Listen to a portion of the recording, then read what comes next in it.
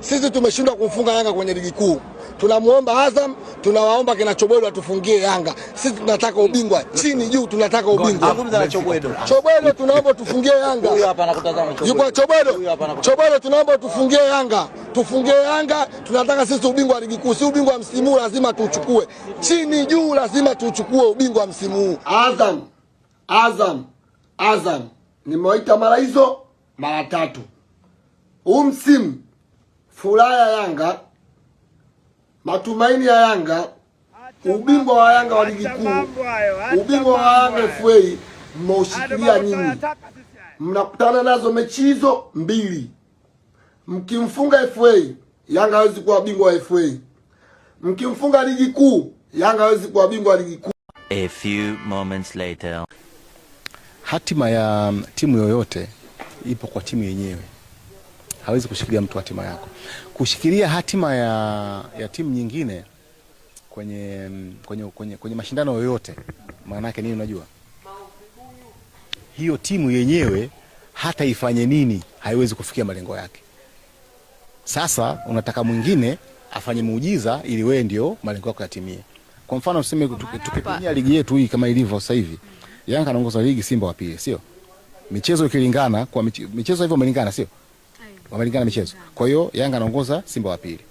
Sasa hatima ya ubingwa kwa Yanga wanao Yanga wenyewe. Ila Simba hatima yake ya ubingwa ndio ipo kwa wengine ambao watatana na Yanga. Yeye mwenyewe hana hatima ya ubingwa wake, hana mkononi. Unaelewa? Kwa kama watu wangekuwa wanasema kwamba kushikilia hatima ya ubingwa, labda useme ubingwa wa Simba, kwamba sisi tumfunge Yanga au Yanga afungwe na mtu mwingine yoyote, alafu Simba yeye ashinde mechi zake na kuwa bingwa. Kushikilia hatima maana yake ndio hiyo. Tuanze kuwazungumzia mechi za mbali namna hiyo. Tuna mechi na Fountain Gate tarehe 12, tuna mechi hapa Suna nani tarehe 16. Tuanze yani hiyo mechi, yani sisi tunawaza mechi inayofuata. Sasa hivi mechi inayofuata ni ya Fountain Gate. Hata mechi inayofuata baada ya Fountain Gate hatuijui, wala hakuna anaizungumzia. Kwa hata hatuna habari na hiyo mechi. Uko bado uko. Sisi tunawaza mechi zinazokuja.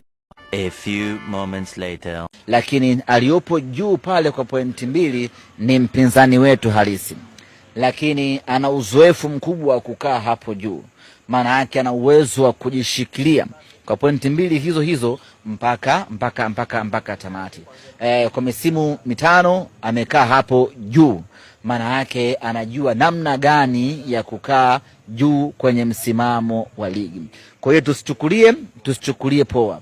Lazima yani umenivunja moyo kabisa. Yani mpaka moyo wangu umevunjika. Yaani maana kama naona unaonekana kama vile umekata tamaa, tuwezi kumshusha pale juu da Yanga Afrika. Sasa kama semaji langu wewe unakata tamaa, mimi huku shabiki. Yaani leo ndo mara kwanza umenichanganya kabisa yani. Usema yule loka juu si ni tembo yuko juu ya mti. Si ungesema si Azamu tungemshusha, si JKT tungemshusha. Ila uda Yanga Afrika yuko juu kwa pointi 2 kumshusha ni kazi sana. Kwa hiyo na maana ile kauli yao ya bosi wao yule anayesemaga Yanga bingwa ndio inatimia. Maana kuna bosi wao mmoja Afrika ndo anasalimia asalamu alaykum bwana asifiwe Yanga bingwa. Kwa hiyo ndo unaitimia tena. La semaji bwana yani leo umenifanya niwe mnyonge.